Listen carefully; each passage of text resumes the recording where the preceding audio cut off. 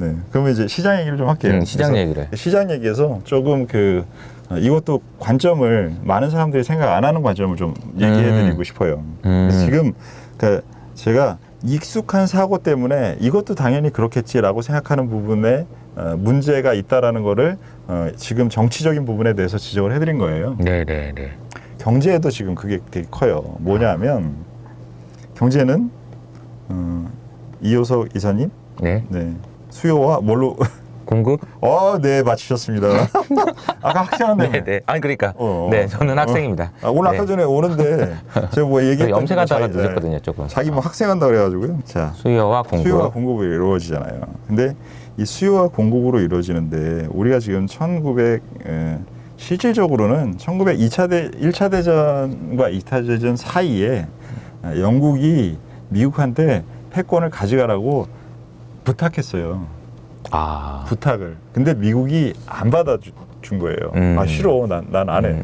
이런 거예요. 왜냐하면 왜겠어요? 미국이 왜 1차 대전 끝나고 나서 패권을 안 받았을까요? 영국한테.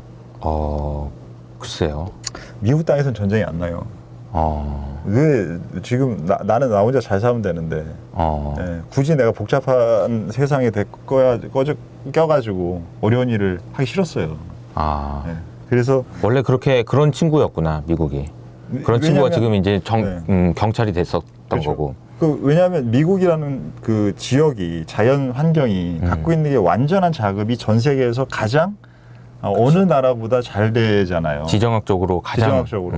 왜냐하면 러시아 땅 넓지만 거기 뭐 춥기만 하지. 중국 많지만 산하고 사막 빼고 이래저래 주변에 둘러싸인 환경 생각하면 맨날 불안하지. 근데 미국은 둘러싸인 것도 없고 강도 정말 많고 뭐 굉장히 좋은 완벽한 환경이라고. 체제이기 때문에 국가로 하면 완벽한 체제예요. 이 지구상에. 혼자 그냥 살아도 아무 문제가 없다는 거죠. 그것 때문에 패권을 받기 싫어했어요. 그래서 댐 건설한 거. 수에즈? 아니 미국 내 케인즈 정책의 가장 대표적인 그게 자급하려고 사실은 만든 거예요. 자급하려고. 그걸 사람들이 무슨 이 케인즈 정책의 대표적인 부분, 막 경제 정책의 뭔가 이런 부분들로 많이 이제 알려졌잖아요. 사실은 그게 정치적으로 자급을 위한 목적으로 한 거예요. 근데 그게 이제 지나고 나면 더 멋있는 얘기 붙이면 좋잖아요. 그렇죠. 그래서 붙여져 있는 거예요. 실질적으로는 그 당시에 경제적인 문제를 해결하고 자체 자급으로 하면서 해외 문제에 영향을 덜 받게 하기 위한 국수주의적인 국내 정치적인 부분이 컸던 거예요. 네. 어쨌든 수요 공급 얘기하다가요. 그래서 1940년까지 갔어요. 실질적으로 하지만 어쩔 수 없이 패권을 받은 거예요. 받았어요. 그래서 지금 2022년인데 이 전에 가장 중요한 건 2008년 서브프라임.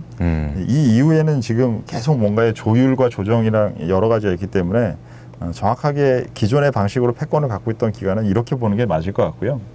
이때는 그래서 수요 공급이라는 문제가 항상 경제가 들어가는 데 있어서 둘 다 필요한데 근데 뭐가 됐냐면 이 사이에 패권 국가가 미국이 되면서 패권에 의한 안정이 전 세계가 많이 확보됐잖아요. 안정.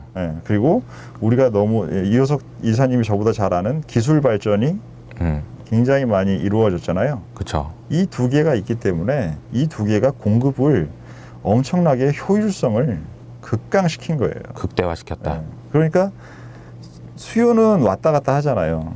이 왔다 갔다 하는 수요와 환경이 생겼을 때 공급은 얘들이 이 두 가지가 합쳐져서 알아서 효율화돼 버렸어요. 여기보다 베트남이나? 중국이나? 한국이나? 일본이나? 하면서 왔다 갔다 하면서 가장 효율적인 부분을 찾아서 계속 효율화를 진행해서 와서 공급에서는 큰 문제가 수요보다 작았다고요. 없다는 게 아니라. 근데 이 수요는 이제 미국의 입장에서는 이게 금리하고 유동성이라는 이 두 부분으로 수요는 조절이 가능하잖아요. 그러니까 금리와 유동성으로 수요를 안 좋을 때는 늘려주고 올라갔을 때 좀 줄여주고 지나치면 이걸 계속 해줬는데 이게 페드잖아요. 그러니까 페드가 수요라는 부분을 이렇게 문제를 다루는데 공급이 알아서 효율화가 되니까 수요 공급이라는 이 둘 다를 페드가 다 좌지우지 할 수 있는 애로 생각을 한 거예요. 아, 그동안에는. 그동안에는. 네. 왜냐면 공급은 그렇게 크게 문제시 됐던 적이 없으니까. 알아서. 공급이라는 것은 모든 사람들이 하는 게 아니라 기업들이나 네. 그래도 나름대로 뛰어나다고 하는 사회의 계층이 그쵸. 노력해서 그쵸. 어떻게 더 잘할까. 잠 안 자고 이러면서 하는 게 공급의 일이고 수요는 나 몰라. 나는 그냥 귀찮고 그냥 나 음료수나 마시면서 살 거야. 이런 사람들이 수도 없이 모여 있는 게 수요잖아요. 그렇죠. 그러니까 누가 더 효율화나 노력이 많겠어요. 당연히 공급이 많죠. 그러니까 이 공급이 더 빨리 그런 부분들을 채우는 거죠. 우리가 그런 회사 찾으려고 하는 거 아니에요? 그렇죠. 투자할 때? 맞아. 그렇잖아요. 네네. 그러니까 이 두 개를 다 다룰 수 없는데 두 개를 다 다루는 것처럼 보였다고요. 근데 2008년 이후로 특히 이제 지정학으로 2018년 이후로 이제 그 지정학 문제가 미중 갈등, 그다음에 러시아 등등 유럽 문제 이런 것들이 퍼지면서 공급망 이슈가 생겼잖아요. 그러니까 코로나로 더 촉발됐죠. 코로나로 더 그렇고 그러니까 이 공급망 이슈가 되니까 공급이 왜 이래 이상한데 왜 안 되지? 이런 부분들이 상식이 깨지는 거죠. 기존에는 여긴 상식대로 돼야 되는 건데 뭐가 자꾸 안 되는 게 나타나는 거예요. 그러면서 페드가 지금은 이거를 못 하는구나를 그러면서 이제 페드의 실망이라는 게 근원적으로는 이 구조에서 나오는 거랍니다. 그러니까 이제 사실 얼마 전에 그 파월이 얘기한 것도 나는 여기까지 하고 더 이상 할 게 없다 이런 얘기한다는 것 자체가 인정한 거니까 사실 공급망을 내가 어떻게 하겠어? 원래 못했어요. 사람들이 그렇게 본 거죠. 그러니까. 그러니까 원래 못했어. 원래 못했는데 혹시 니들이 할 수 있을 거라고 생각할지 모르겠지만 원래 못해 이런 거잖아요. 그렇죠. 그러니까 그게 페드가 시장에 뒤처져 있다. 현상에 뒤처져 있다. 이 얘기를 계속 한 게 이 구조를 아는 상황에서 보면 그건 페드가 뒤처진 게 아니라 그냥 원래 페드는 수요로 관리하는 데였어요. 그러니까 1차 방정식이 2차 방정식으로 바뀐 거고 2차 방정식에서 새로운 문제는 어떻게 컨트롤이 안 되고 이게 알 수도 없고 어떻게 해야 되는 거예요, 그러면? 그러니까 이제는 이 수요와 공급 문제를 다르게 해석해야 된다. 다르게 다루어져야 되고 다루는 주체가 달라져야 되죠. 누가 다루는 이 부분은 정치권과 기업들이 해야 되는 일이죠. 공급에 대한 부분은. 페드나 금융기관 쪽은 수요에 대한 부분들을 더 하는 것이고. 그러니까 정치와 기업이 더 중요해진 거예요. 근데 지금 기업들은 이렇게 불확실성이 커져 있는데 판단하기 어려우니까 활동을 계획하기도 어려우니까 위축되죠. 지금 그 위축을 겪고 있잖아요. 그렇죠. 그러면 결국은 페드도 다룰 수 있는 범위가 작아졌고 기업들은 위축돼 있어요. 그럼 누구의 중요성이 올라갑니까? 정치의 중요성이 올라가죠. 그래서 제가 지난번에 그 차트를 정치의 중요성이 더 증가한 차트를 그려드렸잖아요. 맞아. 그 차트를 그려드린 이유가 다시 한번 그려드릴게요. 정치의 중요성이 커진다는 얘기 한 이후로 제가 할 수 있는 말이 별로 없어졌어요. 그래서 내가 지난번에도 얘기할 때 속으로 내가 할 말이 없어지는데 그러면 이런 생각이 들었는데 진짜 그렇게 되고 있더라고. 참. 제가 지난번에 와서 2008년을 기준으로 2008년이라고 그랬나요? 2008년 기준으로 이렇게 됐다가 이제 과학이 계속 커져서 2020년 코로나 이때까지 과학이 굉장히 더 커졌잖아요. 이제 이렇게 커지고 그다음에 정치가 그런 결정을 많이 했잖아요. 그리고 이제 그 경제가 이제 되게 경제적으로 보는 게 중요하지 않다. 그렇게 말씀드렸었는데 지금 이제 뭐 2022년이라고 보면 지금은 과학은 여전히 중요한데 그때는 너무 지나쳤으니까 이제 줄었잖아요. 좀. 그래서 정치가 이렇게 된 거죠. 정치의 영역이 굉장히 커졌다. 지금 이제 이렇게 비율로 판단을 해야 되는데 판단은 이렇게 되는데 이게 금방금방 잘 안 되죠. 그리고 정치에 대한 부분을 많이 익혀놨고 이 부분에 이해가 있어야 이 부분을 늘려서 사용하는데 있으면 창고에서 갖다 쓰면 되는데 창고가 비어 있는데 창고를 채워야죠. 그러면 이런 책이 창고를 채우는 데 도움이 되는데 머리 아프다고 하시고 머리 아파 어떻게 그래서 지금 페드에 대한 이 성향을 지금 말씀드린 건 대부분의 사람들이 제가 보기에는 이 관점으로 보고 있는 사람이 국내 주식시장에는 없어요. 글로벌 주식시장에서 솔직히 별로 없어요. 제가 좀 이상한 놈이라서 제가 저 몇천 년 보는 걸 좋아하는 사람이라 그래서 그러니까 뭐 페드의 한계 뭐 이런 걸 이제 네. 얘기해 주신 거고 그렇기 때문에 이제 설명할 수 있는 영역이나 네. 불확실성이 네. 굉장히 커졌다. 지금이 설명할 수 있는 되려- 영역이 죽고 지금이 되려 페드에 관련돼서는 현실 의식이 더 잘 돼 있어서 페드가 명확하게 뭘 하기에 더 좋아졌어요. 오히려. 네. 네. 나는 100m밖에 못 달리는데 1000m 달려 이러고 있는 상태였는데 아하. 너 100m 달리기 하는 애구나 어허. 이렇게 된 거예요. 네. 그럼 앞으로 어떻게 됩니까? 그게 이제 지금 문제는 페드가 방향을 정하려면 기업보다는 많은 정보와 많은 힘을 갖고 있지만 정치가 정해져야 그 다음 두 친구는 움직일 수가 있어요. 또 다시 정치 얘기. 또 다른 정치죠 지금. 아. 정치가 안 정해졌는데 그러니까 지금 백악관에 불려갔었잖아요. 파월이. 아, 그렇지. 네. 지금 자기를 왔다 갔다 부르고 있는 판인데 자기가 마음 뭐 되겠어요? 페드의 독립성 훼손됐다면서요. 그러니까. 독립성 훼손됐으면 그럼 정치가 뭔가 방향을 잡아야지. 독립성 없다는 애한테 왜 방향을 잡으라고 해요? 아. 그렇구나. 그렇죠? 네. 네. 그래서 그 부분을 인지를 하면 아마 정치가 결정하는 것들이 더 얼마나 중요해지는지 지금 설명해서 조금 더 힌트를 얻으신 게 있을 것 같아요. 네. 그러면 이제 이거는 이제 그 구조에 대한 설명이었고 그 다음에는 이제 지금 몇 분입니까? 47분. 40분. 그럼 이제 또 이제 우리가 밥도 먹고 살아야 되니까 현실적인, 아주 현실적으로. 현실적인. 그래서 지금 현재 시장은 연초부터 생각하면 그 이렇게 한 번, 이렇게 된 게 지금 시장인가요? 네. 미국 시장 기준으로 네. 너무 못 그린다. 진짜. 대충 뭔 소리인지는 알겠어요. 뭔지는 알겠죠? 네네. 네, 뭔지는 알겠죠. 그래서 이런 상태인데 하여튼 죄송합니다. 그림. 왜 늘질 않지? 15에서 16배? 네. 이게 죄송하지만 S&P 500 그린 거고요. 네네. 죄송합니다. 말 안 했으면 못 맞추셨겠죠. 서프라이즈.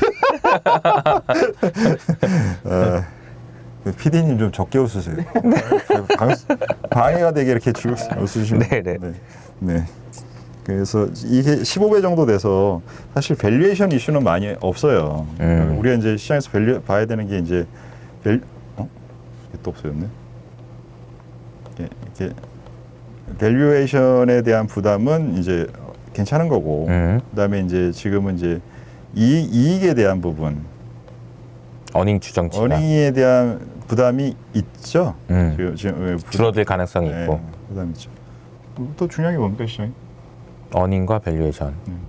뭐가 있을까요? 이거 두 개 곱하면 주가니까. 주가니까 이게 있는 거잖아요. 그래서 이 두 개가 있는 상태인데 일단은 이전에는 여기서는 둘 다 있었다는 것이고 과거에는 올해 상반기에는 둘 다 있었다니고 이게 지금은 이제 하나만 있는 거니까 그때보다는 분명히 개선된 부분이 투자를 하기에 투자량이 있는 거고요.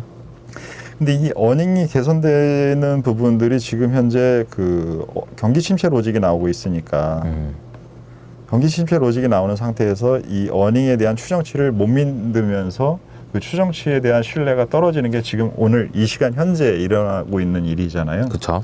그러면 보통은 이제 우리 이효석 이사님도 애널리스트를 하셨어서 물론 이제 매크로 애널리스트라서 어닝 추정 안 했었죠. 안 했죠. 네. 근데 다 집계는 했잖아요. 대충 집계하면 지금 안 하고 놀고 있는 건 아니고 안 하고 있어요 지금. 네. 집계하면 항상 이제 이렇게 1, 2, 3, 4분기 하면 이런 식으로 항상 그려놓잖아요. 그래서 좋아질 거야. 좋아질 거야. 낙관 편향이 좀 있죠. 아까 제가 말씀드렸던 그 낙관 편향 그게 있잖아요.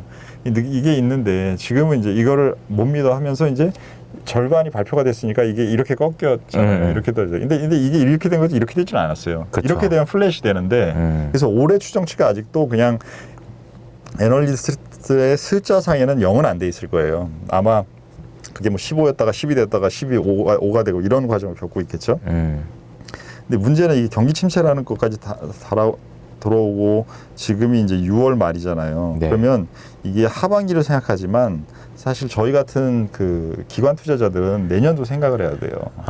그래서 내년 추정치는 하나도 안 떨어졌어요.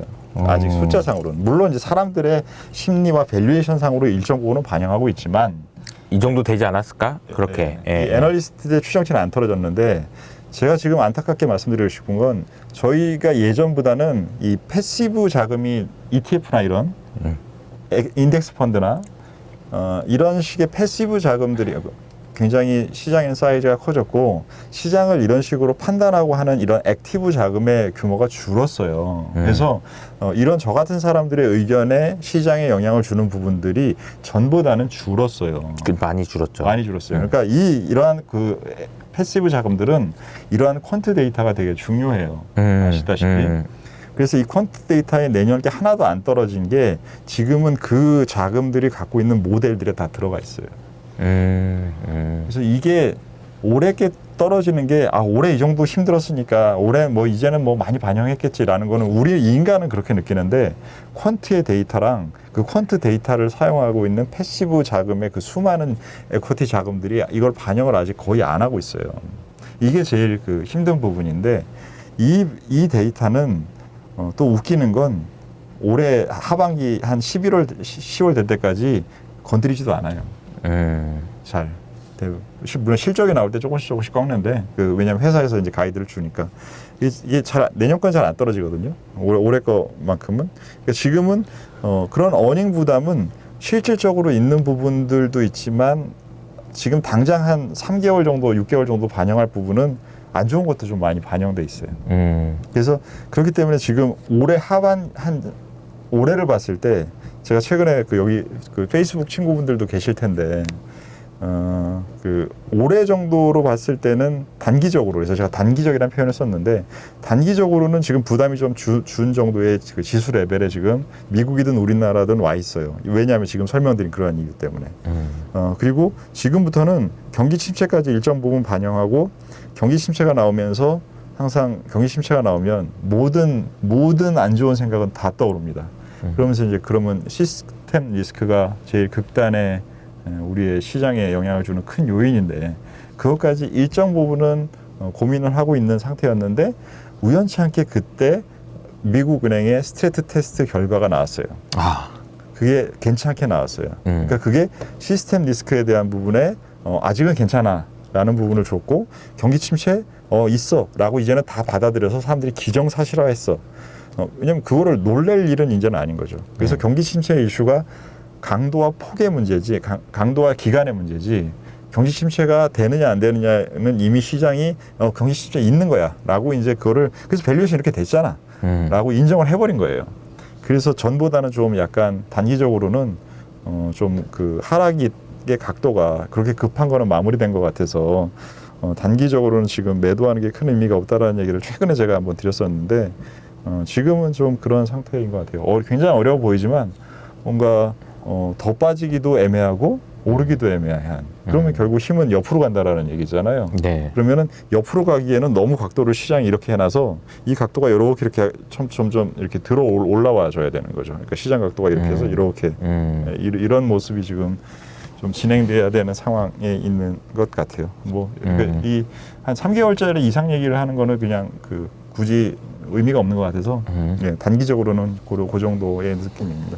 알겠습니다. 그러면 일단 정리하면 그러네요. 이게 밸류에이션은 이제 좀 싸지긴 했는데 어닝 추정치가 아직 한참 오랫동안 조정을 받긴 받아야 된다. 지금 얼마나 조정받아야 되는지 이실직고를 해야 된다. 네. 타겟뿐만 아니라 많은 기업들이 아마 이실직고를 할 텐데 그래서 2분기 실적이 좀 중요하겠네요. 어느 정도 까지는지를 봐야 되니까. 네. 그리고 시스템 리스크까지 고민해야 될지를 상당히 고민했었는데 저도 스트레스 테스트 결과 봤거든요. 근데 보면 미국의 지금 그 자본 비율이 굉장히 좋아요. 굉장히 좋아. 그죠. 지금 은행들은 아무 문제가 없어. 저는 제가 늘 말씀드리는데 2008년 이후로 은행들은 대출을 안 했어. 왜냐하면 무형의 경제였잖아. 대출을 어떻게 해줘? 그러니까 대출이 정말 탄탄해가지고 안 깨지겠더라고. 그러니까 정말 극단적인 케이스를 가정해도 은행은 안 깨지니까 야, 거기까지는 걱정 안 해도 된다. 이런 생각으로 생각해보면 주가가 더 빠지진 않겠네. 이런 생각이라는 거죠. 예. 그러니까 말씀하신 게 2008년 이후에는 빅테크의 성장 구간이었잖아요. 빅테크의 성장 구간에 빅테크가 돈이 필요가 없었고요. 필요가 없었어. 그리고 새롭게 생각하는 빅테크의 새로운 스타트업들은 자본 부채가 조달을 아니라 했죠. 자본 조달을 했잖아요. 그렇기 때문에 또 부채가 필요가 없었고 그러다가 위기가 생겼어요. 코로나라는 위기가 생겼더니 정부에서 돈을 빵 하고 모든 사람한테 다 뿌려줬어요. 맞아요. 그러니까 예전에는 위기가 생기면은 은행들한테 돈을 줬는데 위기가 생기고 났는데 많은 사람들이 줘보니까 이 사람들의 체력이 올라왔어요. 은행의 체력이 올라온 거예요. 그러니까 은행은 사실은 그때는 그러니까 뭐 자기가 빌려준 사람의 체력이 올라오면 은행은 당연히 체력이 올라가죠. 그렇잖아요. 그쵸, 이게 코로나 사태 때 했던 일이고 서브프라임 때는 그 많은 사람들이 집을 갖고 있는 사람들이 문제가 됐는데 그 사람들은 안 도와주고 은행만 도와줬잖아요. 그러니까 이 사람들의 문제가 은행은 그거를 받았는데 문제가 어려운데 받았지만 나는 괜찮지만 이거를 쓰고 싶어요? 안 쓰고 싶죠. 그러니까 이게 돈이 나간 건 정부에서 똑같은데 돌지를 않는 거예요. 은행이 갖고 있는 거죠. 그렇지. 근데 지금은 없는 사람한테 돈을 줘놓으면 그 사람들 써야 되잖아요. 맞아요. 그러니까 돈이 돈 거예요. 맞아요. 그러니까 돈이 나간 규모가 같다 하더라도 효과가 그때보다 지금이 더 좋은데 돈의 규모도 커졌고 효과도 더 좋은 방법을 썼으니까 지금은 크레딧의 이슈를 신용시장에서 찾는 것을 당연히 일정 부분은 올라오는데 예전에는 그게 기업들에서 많이 깨졌잖아요. 근데 지금은 그 기업들에서 깨지는 부분들이 전보다는 말씀하신 대로 부채가 아니라 자본으로 들어가 있으니까 손해를 보는 거지. 투자 본 애들이 손해 보는 그렇죠. 거지. 크레딧 이벤트가 아니잖아요. 그렇지. 네, 그냥 크레딧이 아니지. 어닝 이벤트죠. 어닝? 예, 자본이 이슈죠. 네, 자본 이슈. 그러니까 그래서 이거를 2000년 닷컴 버블하고 비유를 많이 하는 게 네, 별로 안 맞는 지금은 게 크레딧이 아닌 거야. 그러니까 이제 뭔가 나 돈 빌려준 거 띄어먹고 도망가고 디폴트가 아니야 지금은. 네. 그러니까 지금 문제가 되는 근데 디폴트도 근데 지금 문제가 되는 건 저희가 만약에 스타트업들 저도 있지만 스타트업들이 많이 힘들어질 거다 뭐 이런 얘기 되게 많이 하시고 뭐 어쩔 수 없잖아요. 근데 돈이 안 들어오니까 그러면서 이제 구조조정이 되는데 여기서의 구조조정은 또 실물 경제에 얼마나 영향을 줄지 저도 그렇게 잘 모르겠어요. 근데 다만 뭐 인플레이션이 좀 뭐 올라갈 수 있나 뭐 이런 생각은 좀 하는데 근데 이거를 생각해 보세요. 네. 지금 그 최근에 쉐브론 CEO한테 인터뷰를 했는데 투자 계속 하라고 인플레이션 심하니까. 근데 뭐 코로나 때 얼마 손실을 봤는데 그 얘기도 그치. 하면서 그리고 정부에서 우리는 하고 있다. 우리의 속도를 하고 있다. 안 하는 게 아니다. 더 빨리 하라고 그러는데 왜 더 빨리 해야 되는지는 모르겠지만 하고 있다라고 얘기하면서 그럼 돈 남는 걸로 뭐 할래 그랬더니만 대체 에너지 투자한다고 했어요. 왜냐하면 방향이 바뀌는 건 아니란 말이에요. 세상의 방향이 친환경으로 가는 게 바뀐 건 아니다. 이게 친환경으로 가다가 너무 하다 보면 오버하잖아요. 오버하니까 속도도 낮춰야 되고 속도도 낮춰야 되는데 지정학적 문제가 더 터지니까 일단 당장은 현실을 제대로 해놓고 그 일을 해야 되니까. 그쵸. 아니 현실도 안 됐는데 어떻게 꿈을 찾아요. 꿈과 현실을 동시에 찾아야 되지만 그때는 꿈이 더 커 보였고 지금 현실이 더 커 보였는데 언제나 둘 다 같이 가야 되잖아요. 그래서 지금은 이제 현실을 더 신경을 쓰는 건데 그래서 현실에서 돈 많이 버는 쉐브론한테 너 뭐 하겠냐라고 하니까 꿈에 대한 대시 에너지 투자하겠다고 하잖아요. 이 말은 지금 이 데이터 경제로 가는 부분들도 변동되지는 않을 거기 때문에 지금 많이 어려움을 겪게 될 이러한 업체들도 스타트업들 중에서도 괜찮은 부분을 갖고 있고 잘 열심히 노력하는 거 보면 이건 분명히 누군가 M&A 해요. 그쵸. 최소한. 그쵸. 다시 잘 되거나 M&A 하거나 M&A 되는 거죠. M&A 되는 둘 중에 하나지 옛날처럼 소멸되는 게 아니라고요. 그러니까 옛날의 상식과 옛날의 방식으로만 고집하면 소멸이 되는 거지 방향에 맞는 걸 하게 되면 어려움이 있는 거지 소멸되진 않아요. 그래서 저는 개인적으로는 이거는 이제 좀 질문을 한 5분만 더 할까요? 제가 질문을 조금 드리면 그러니까 지금 현재 그냥 금융 환경이나 매크로 환경이나 아까 뭐 정치적인 환경이나 이런 거 봤을 때 굉장히 불확실성이 크고 선님 감사합니다. 굉장히 불확실성이 크고 그래서 저는 결국은 뭔가 사단이 날 것 같다는 생각이 많이 드는데 그러니까 그게 어떤 형태인지는 잘 모르겠으나 일본 아니면 유럽 뭐 등등해서 그동안 이게 딱 고정을 해놨던 애들이 문제가 되지 않을까 그런 생각이 좀 들거든요. 그렇죠. 그건 그렇죠. 그러니까 옛날 그 파운드화처럼 유로화도 22가 저렇게 뭐 아둥바둥 하고 있는 게 저게 언제까지 가능할까 싶기도 하고 BOJ가 하는 것도 언제까지 가능할까 싶기도 하고 그러니까 지금 뭔가 목에 차 있는 느낌이긴 하거든요. 그리고 전반적인 흐름이 지금 인플레이션도 뭐 물론 잡히긴 하겠지만 뭐 그래서 어떤 식의 이제 이 스토리의 끝은 무엇이 될까? 그리고 이 위기가 만약에 위기라고 된다면 이 위기의 제목은 무엇일까? 뭐 이런 고민? 근데 일본 예를 드셨는데 저는 일본은 그 생각보다 되게 경쟁력이 뛰어나고 뎁스가 깊은 지식과 문화를 갖고 있는 나라라고 생각해요. 그래서 지금 일본의 그 10년짜리를 0.5에 묶어놓은 거 가지고 되게 이슈가 많잖아요. 맞아. 근데 이제 그 부분이 부채도 많은 나라가 왜 저러고 있어? 저게 유지 가능해? 라고 하는데 일본의 부채는 대부분 국내 사람들이 그렇죠. 거기 때문에 국내 정책이 더 중요해요. 맞아요. 정치적으로나 경제적으로나. 그래서 판단 기준이 다를 수 있는 부분이 있고 게다가 일본은 해외 자산도 많아요. 맞아요. 그러니까 구조가 일본과 같은 비슷한 구조를 갖고 있는 국가가 어디 있어라고 하면 뭐 없어요. 그렇죠. 그럼 걔네가 구조가 다른데 다른 방식을 쓰고 있는 건 걔네의 최선의 고민과 필요성에서는 우리가 보는 기준이 아니라 걔네가 보는 기준에서는 맞기 때문에 하고 있을 수도 있어요. 제가 그게 뭔지는 모르겠지만. 그래서 거기를 예는 것보다는 터키처럼 있는 것도 없고 세상하고는 거꾸로 가고 그 단지 뭔가 있는 것 같으면은 러시아 쪽에 있는 그 아까 이 책에서 얘기하는 영원의 정치학이라는 그 파트에 있는 그 정치적인 개념 쓰는 거 말고는 뭐 하는지 잘 모르겠는 나라도 지금 아직 안 죽는데. 근데 뭐 일본 걱정까지 우리가 할 필요는 없을 것 같아요. 약간 연예인 걱정하는 느낌이 살짝 있어요. 지금. 오케이, 알겠습니다. 그럼 일본 패스. 그러면 우리나라는? 우리나라는 우리나라는 어떻게 됩니까? 우리나라도 사실 만만치 않은 게 우리 열심히 살고 어려움이 있잖아요. 우리 열심히 공부해서 열심히 살고 있잖아요. 열심히 살고 있긴 한데 뭐 글쎄요, 여러 가지 뭐 가계 부채가 문제가 된다 뭐 등등 있잖아요. 그렇죠. 우리나라는 괜찮을까요? 우리나라가 괜찮으면 외국인들이 이렇게 많이 팔고 있지는 않을 것 같고요. 걱정을 많이 하는 거잖아요. 지금 솔직히. 외국인들의 관점에서는 우리나라가 갖고 있는 색깔이 좀 애매해지고 있는 부분, 어디다 넣어야 될지를 모르겠는 그러한 정체성이. 한국이 뭐야? 한국에 내가 왜 투자해야 돼? 외국인이 질문하면 뭐라고 하시겠어요? 우리 열심히 일해요. 우리 너희 말고도 열심히 일하는 애들 많아. 아니 그래도 우리가 제일 열심히 일하는 거 아니야? 아무튼 우리 반도체 우리 필요한 거 아니에요? 반도체 필요하지. 미국한테 필요한 거 아니야? 네. 그렇지. 그래서 우리나라에 와서 반도체 공장 만들게 하고 있잖아. 그러니까 어쨌든 우리나라 기업이잖아요. 그렇긴 하죠. 우리나라 사람의 경쟁력. 우리나라가 사실 경쟁력이 뭐 저도 약하다고 생각하지는 않고 열심히도 하고 스마트하기도 하고. 그래서 저는 장기적으로의 이슈가 있다.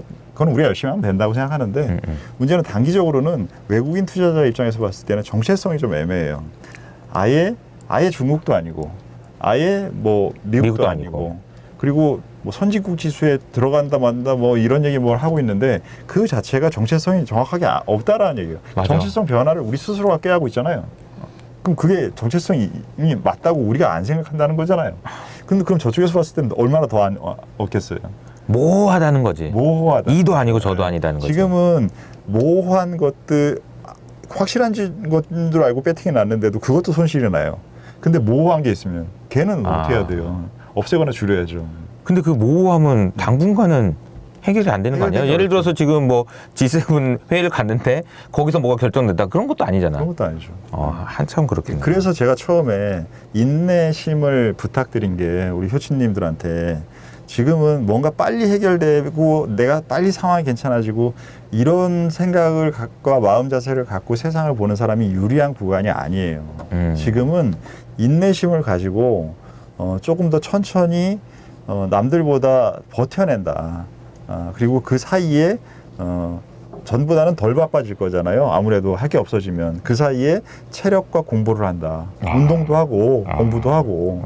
그래서 나의 그 준비를 더 해놓는다. 지금은 이 구간이 마치 당장 오이사가 와서 이렇게 콜하니까 이거 해서 뭐 줄였다가 다시 사볼까? 좋아. 이게 중요하지 않아요. 지금. 좋아. 지금 얘기한 거 보니까 한 7월에 팔았다가 뭐 했다가 뭐 이런 게 사실은 중요하지 않다는 그거 거지 하시지 말라고요. 그러니까 어떻게 더 지금 더 길게 버틸 수 있는 구조를 만들까?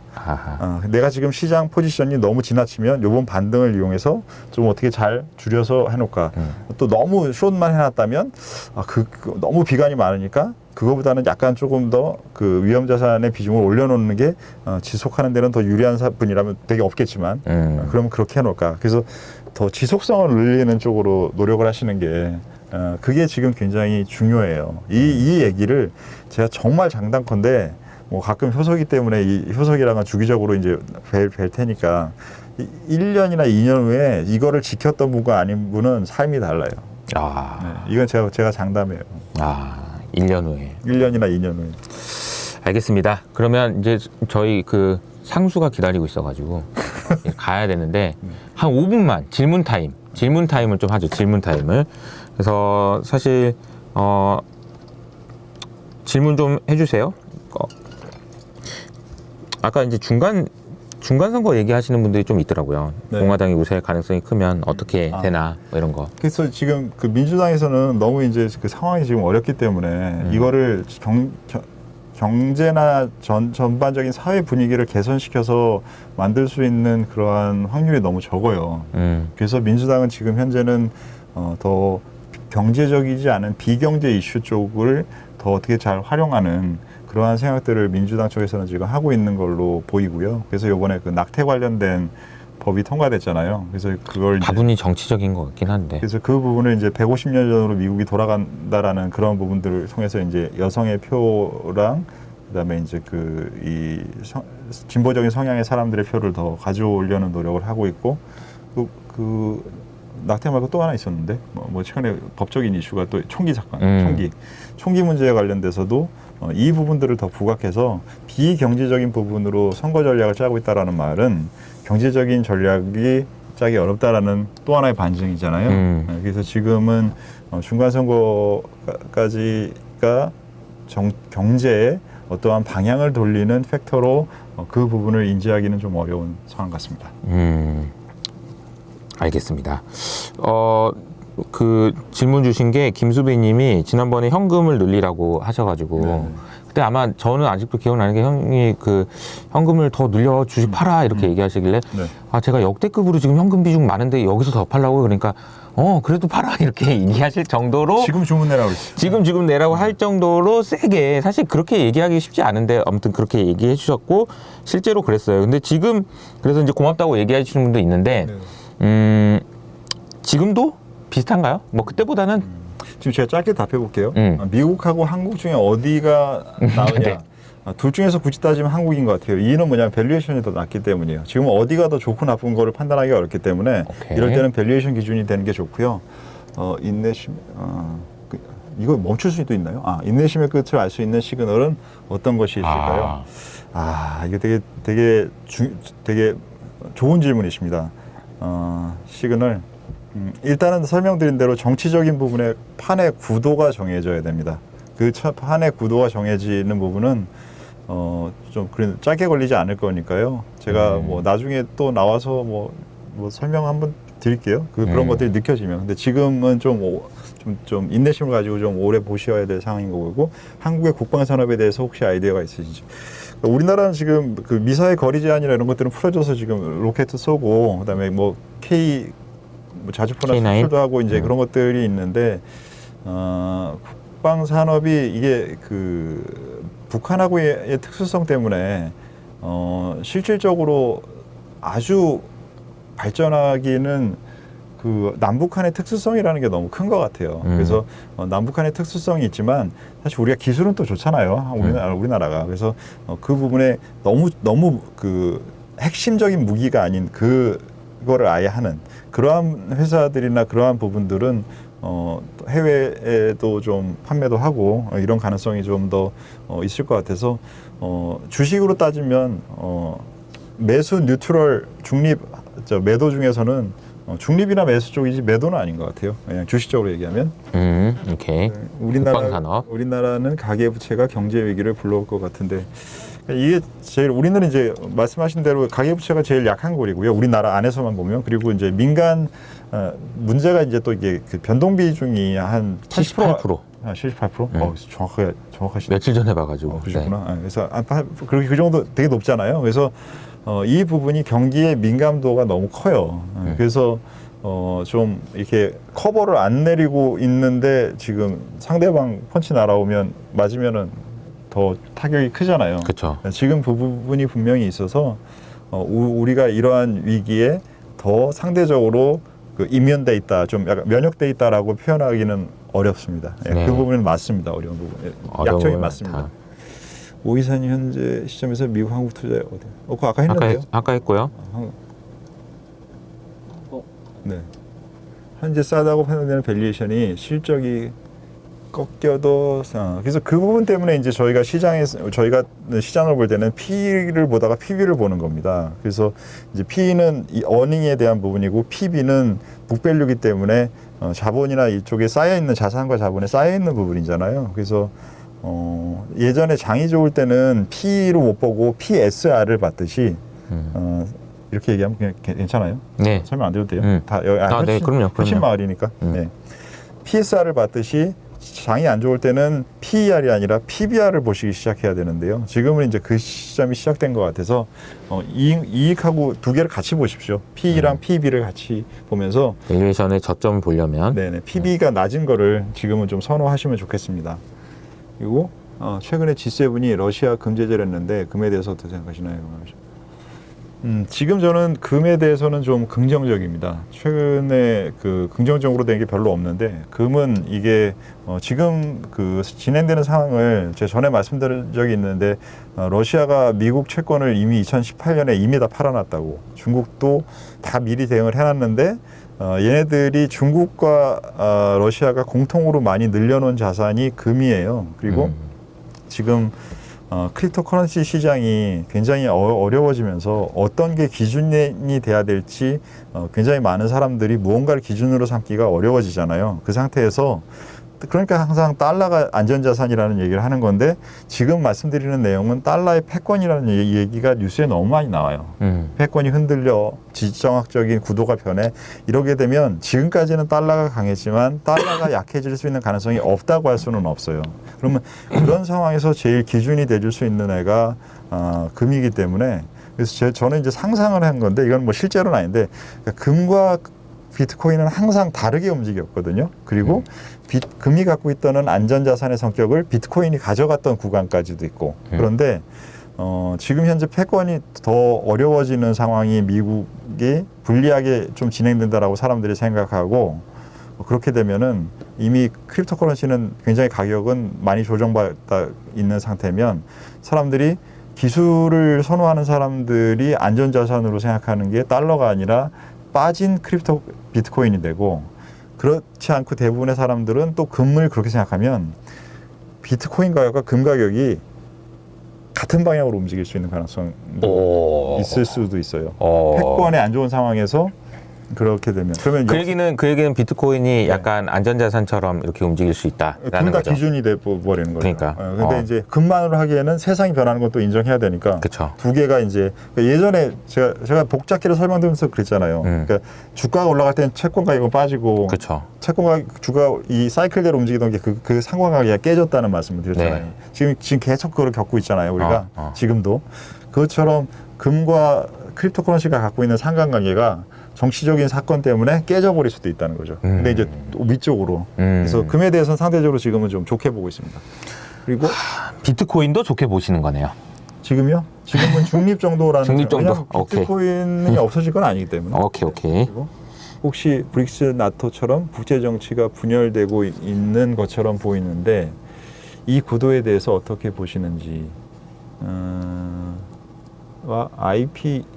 IPEF로 인도는 양쪽에 다 들어가 있는데, 그러니까 인도는 지금 인도가 사실 그 글로벌 패권 국가를 했던 나라 중에서는 꽃놀이패 역할을 지금 하고 있는 거고요. 그러니까 인도는 지금 미국의 입장에서는 중국에 대항으로 인도가 너무 필요해요. 왜냐하면 인구가 제일 많고 소비 시장으로서나 중국과 적대적인 관계에 갖고 있으면서 인구가 많은 그러한 여러 가지 때문에 필요하고, 러시아도 지금 인도는 자기네의 그 물건을 팔아야 될 걸 팔 수 있는 국가로 또 인도는 그 수출이 가능해요. 그러니까 이 중국을 제외하고는 가장 힘세고 문제를 많이 일으키거나 힘이 센 애들한테 영향을 서로 좋게 연결되어 있는 게 인도라서, 인도는 지금 현재에서는 가장 좋은 지역으로 보고 있고요. 나토는 지금 뭐 어제 이제 뭐 30만으로 병력도 늘리고 뭐 한다고 이래저래 하지만 사실은 힘은 없습니다. 그냥 껍데기 그냥 그 미국이 얼마나 그냥 짜증 났겠어요. 저 새끼들 아무것도 없는 새끼들이 말도 안 듣고 까불기만 하고 지들 뭐 철학 잘났다고 떠들고 새끼들 이래서 얼마나 짜증 났겠어요. 근데 이제는 배짱이지 배짱이. 이제는 그러기가 어려워졌으니까 겉으로는 이제 말 듣는 척하고 뭐 하는 척하고 하는데 속에는 별로 없어요. 그건 그렇게 쉽게 바뀌지 않아요. 그건 여전히 독일이 어떻게 하느냐에 달린 문제고요. 그래서 유럽에서 발생하는 부분들을 의사결정보다는 그냥 팔로우를 잘 하느냐, 좋은 팔로우냐 아니냐, 그냥 그 정도로 생각하시면 되고, 브릭스는 지금 그 단어 자체의 개념이 되게 애매해요.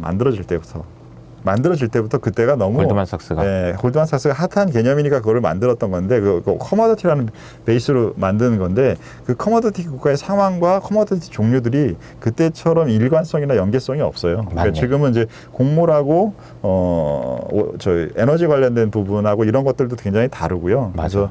그래서 그 개념 자체가 그리고 2차 전지에 들어가느냐 안 들어가느냐에 따라서 또 완전히 달라지고 히스토리에 대한 것도 달라서 그 개념 자체를 그냥 예전보다 중요도를 낮춰줬으면 좋겠어요. 또 있나요? 질문을 뭐 한두 개 정도만. 네네. 뭐 이렇게 체크. 아까 넘어간 게 하나 있어요. 네네. 뭐요? 네네. 이거 2개 있습니다. 삼성전자의 미래 가치가 어떻게 보이시나요? 이 경우에 부족한 건 아니라 이 삼성전자는 세계에서 유일한 애플을 예측하는 회사가 아니라 CJ나 신세계 같은 회사라고 해석해야 되지 않을까 싶은데. 일단은 현재 상태가 어떤 상태라도인지 모르라도 지금보다 더 잘 됐으면 좋겠습니다. 우리나라에 너무 중요해요. 희망이요. 이거는 희망 정도가 아니라 현실이에요. 그러니까 이게 현실이니까 바이든 대통령이 와서 누굴 만나요? JY를 만났죠. 삼성하고 현대를 만나고 간 거잖아요. 우리는 미국에서 보기에는 삼성공화국이에요. 아니 근데 우리의 정체성이 그들이 보기에 그건데 그들이 보이는 그게 잘 돼야지. 이거는 둘째, 셋째 문제예요. 뭐 정치 어떻고 다 떠나서 일단 우리의 현실이 단단해지는데 삼성은 무조건 잘 돼야 됩니다. 그래서 우리가 이게 저도 이거 너무 오래 써서 그렇지만 삼성 거 쓰고요. 이거는 우리가 정말 이건 정신 차려야 되는 문제예요. 우리 많은 국민들이 핵심의 근원의 지지돌이 흔들리는 것을 하고 우리가 잘 살 수 있을 것 같으세요? 그렇지 않아요. 한국 전쟁 때 국군이 잘 안 싸우는데 우리가 잘 살 수 있었을 것 같으세요? 그렇지 않아요. 이거는 정말 중요하기 때문에 혹시 주변에 삼성이 다니시는 분들이 있으면 응원하고 더 열심히 일해달라고 부탁하고 그래주길 바라고요. 네네네. 지금의 평가는 근데 글로벌 마켓에서 지금 여러 가지 상황이 주식으로서 그렇게는 핵 색깔이 정확하게는 없는 것 같아요. 그래서 좋게도 안 좋게도 잘 모르겠습니다. 모르겠다.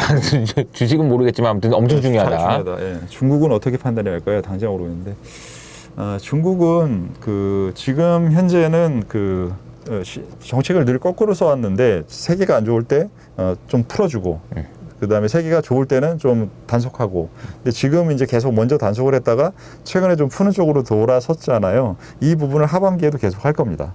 하반기에도 계속 할 거고 그 부분을 반영해서 최근에 주가가 많이 반등을 했죠. 하지만 중국이 세계를 위한 정책이 아니라 중국 국내를 위한 정책을 쓸 겁니다. 그렇기 때문에 그 부분이 우리 입장에서는 잘 안 느껴질 거예요. 중국은 좋은데 우리는 왜 이래? 이런 느낌이 들 거예요.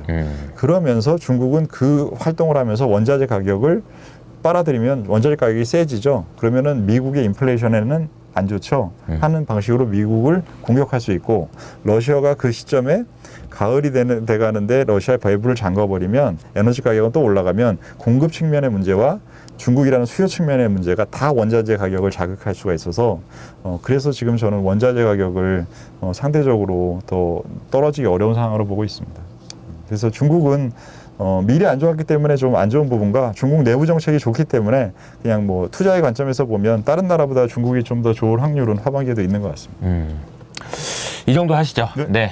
자, 오늘 그 끝까지 하나하나 질문까지 답을 많이 해주셔가지고 아마 유익한 시간이 아니셨을까 생각이 됩니다. 그리고 이 영상 아까 말씀드린 대로 편집 후에 주말 동안에 이제 차분하게 보실 수 있도록 잘 편집해서 올려드리도록 하겠고요. 지금까지 고생하셨습니다. 예, 저희 이제 감사합니다. 맛있는 거 먹으러 가죠. 네. 우리 맛있는 거 먹기 전에 정말 어려운 구간인 것 같아요. 그래서 마지막. 네네. 저는 제가 이런 활동하는 게 뭐 종종 말씀드리지만 좀 이상하지만 얘가 괜찮은 애예요.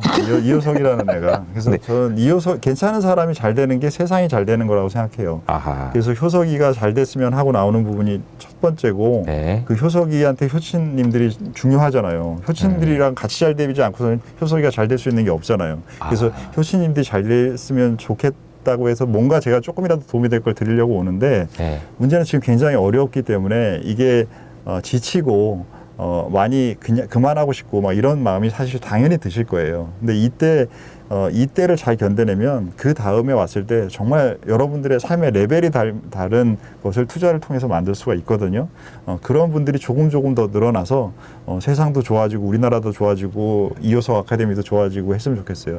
저는 그냥 제가 알아서 잘 사니까 괜찮고요. 네, 그러기를 응원드리겠습니다. 아, 네. 마지막 멘트까지 너무 감사합니다. 끝까지 봐주셔서 감사드리고요. 감사합니다. 네, 저희는 이제 밥 먹으러 갑니다. 네, 감사합니다. 감사합니다.